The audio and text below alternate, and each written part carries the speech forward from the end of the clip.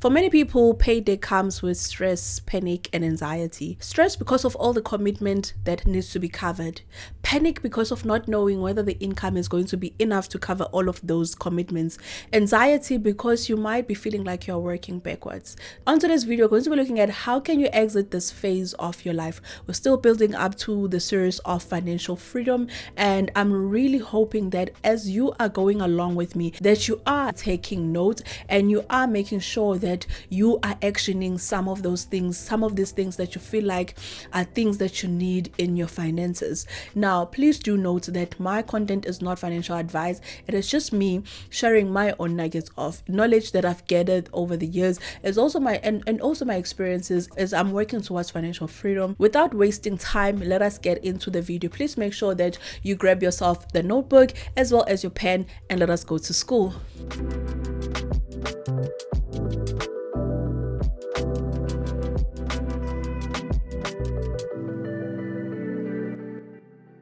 Hi guys, welcome to my channel. If you're new here, my name is Jen. As I said, that this is a build up to a series that I started that speaks on how to reach financial freedom. Now, the first thing that I want us to look at is, what is financial peace? What does it look like? Now, I'm going to define it based on my own understanding, based on my experience as well. This is not exhaustive. You might define it differently based on where you are financially. That when you're looking at your finances right now, what is the feeling that you are getting when you think of financial peace?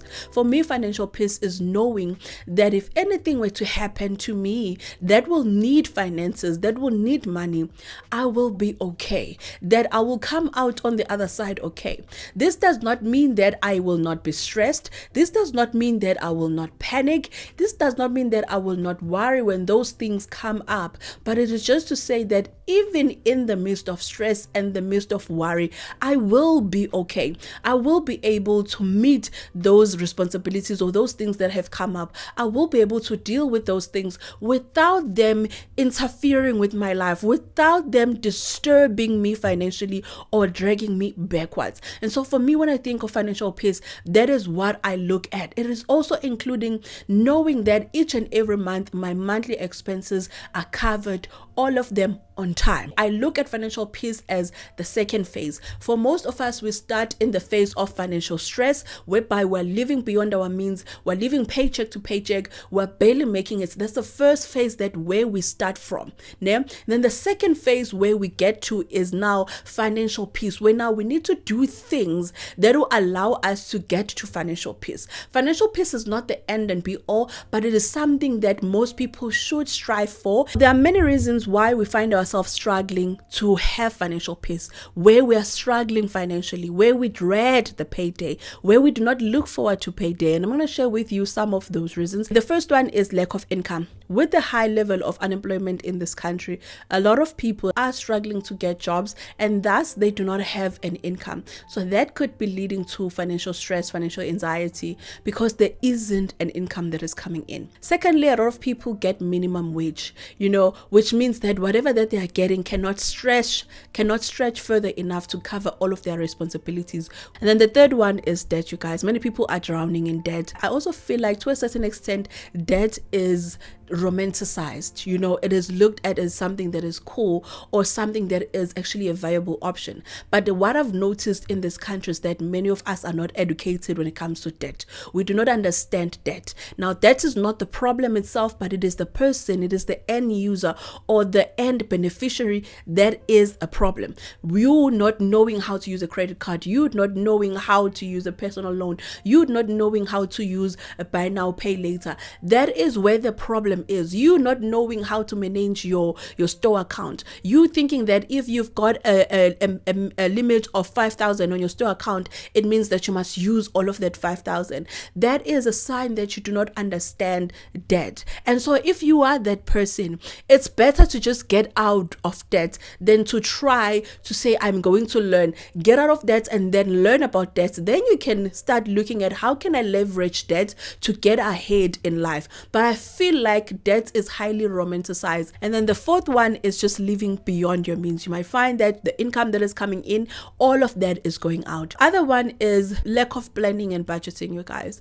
This can be leading to financial stress and anxiety because you do not understand what is coming in and what has to go out and where must it go. And lastly is spending money that you have not received. How is that possible? It is possible whereby someone knows that on the 15th they're getting paid. Maybe let's say it's commission or it's a salary, whatever. And a person goes and borrows money on that idea that I know I'm going to get this income. And then that income comes in on the 15th, only to find that it's not the full amount that they had hoped for, or it did not even come in at all. And now when they get paid in their normal salary, they're gonna have to cover that debt that they've created with the basis that they thought that they were going to receive an additional income. And so I find that many people make this mistake whereby they spend money that they have not received. You go and you start debt on money that you have not received. Guys, it's always important to know, okay, this is how much money I think I'm going to receive, plan for it. You are not spending anything, you are planning for it. When you get the amount, you sit back and you say, according to my plan, how much did I receive? And now you start allocating and paying, making sure that you are aligned with your plan. This allows you to make adjustments as you go. So now we're going to look at the last part of this video, which is how to now start entering your financial peace phase. Now I'm going to refer you a lot to two videos that I've created, especially on this series, because this is a build up. This is not just a once-off video where I just create a video that is a standalone. No, this is a build up where we're building up to something, and we're building up to financial freedom, right? But for us to build up to that, there are many things that we need to tick. And so I've done a lot of videos, which I'm going to keep referring to in the videos that are to come. So the first thing is start working towards exiting the phase of living above your means. And I've done a video whereby I explain what does it look like to live above your means and how can you stop living above your means. Now I'm going to refer that video here. I'm going to put that video here,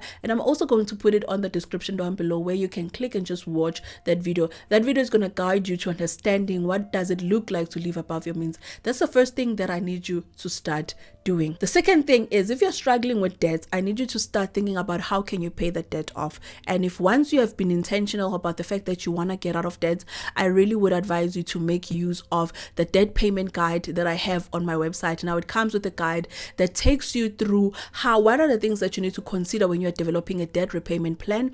And then there's an Excel sheet whereby now you need to put in the amounts whereby you list all of your debts, and then you break it down to say, okay, this is the debts I'm going to start paying, and this is how much money I'm going to be putting, this is the minimum, and then this is the additional. That is going to come in very handy when you're developing a debt repayment plan. That is what I did when I was trying to get out of debt, when I worked towards getting out of debt, because that is the reason why many of us have financial stress. It is the amount of debts that we have that is taking away from our income on a month-to-month basis. Another thing that I need you to start doing is save up for a solution fund. Now, a solution fund, I've done a video on this. A solution fund is just a fund of 5,000 up to 15,000 that can allow you to deal with random financial problems that arise in the month. Now, this will help you that if these problems do arise or these challenges arise, you will be able to deal with these things without them having to take you back financially, or without you having to worry where you're gonna get the money. So make sure that you start saving up for your solution fund.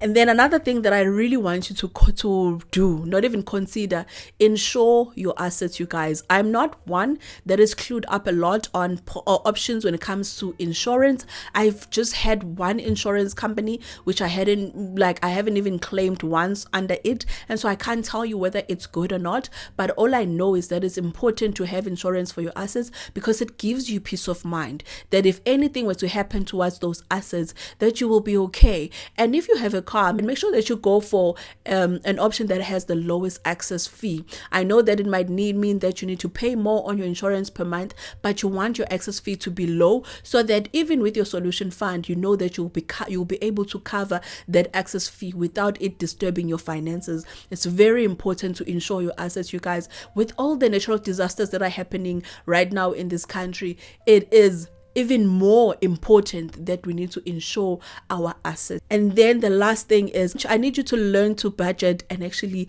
stick to your budget. Many people can budget, but when it comes to sticking to their budget, many people struggle with that. Things that have helped me when it comes to sticking to my budget is firstly cash stuffing. Now, cash stuffing for me allows me to monitor my spending. It also allows me to be intentional with my spending, knowing that whatever the money that I'm using, I'm actually using it from that designated envelope. Now, on my website, on my business, I've got cash stuffing envelopes that I'm currently selling. They're not pricey at all. These will allow you that each and every month you can just hoy in money in there.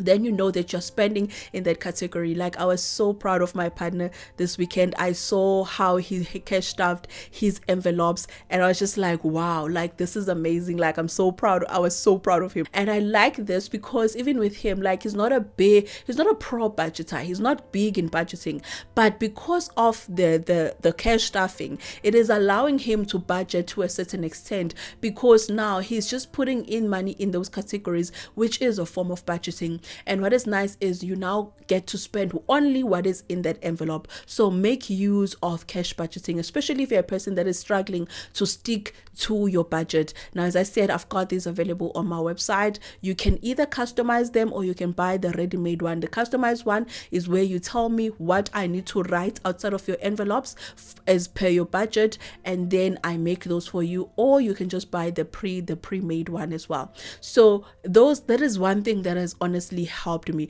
If you can't afford the envelopes, you guys, you can just go to Pick and Pay or ShopRite, buy white envelopes. You know, the white ones, I feel like they're nice. Right outside how your budget categories starts with that, and then you can graduate to nicer, fancier things. But do not let you not being able to afford the envelopes, the fancy ones, be the reason why you don't do this. Try them the easy way, the cheaper way, and then if you feel like you're really getting into this, you enjoying it, then make sure that you now invest into, getting nicer envelopes that will make it exciting for you to cash stuff each and every month. So that is all that I wanted to share with you guys when it comes to this video of just exiting the area of financial struggle and start having financial peace. Now, on the next videos that I'm going to be creating, we are going to be looking at financial freedom. Once we start getting into that phase, now we are speaking of investing.